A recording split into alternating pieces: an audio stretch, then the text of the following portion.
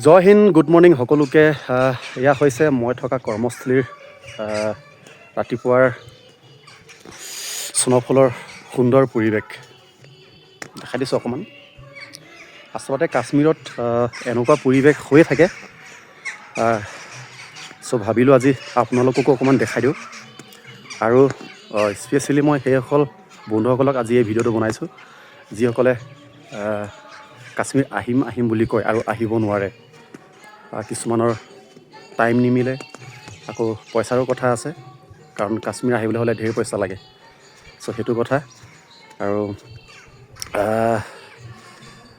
বাকী সেয়াই আৰু তো কাশ্মীৰ বুলি ক'লে সেয়াই আৰু কাশ্মীৰৰ প্ৰকৃতিৰ সৌন্দৰ্য, কাশ্মীৰৰ বৰফ, আৰু কাশ্মীৰ মানেই হৈছে ভূস্বৰ্গ।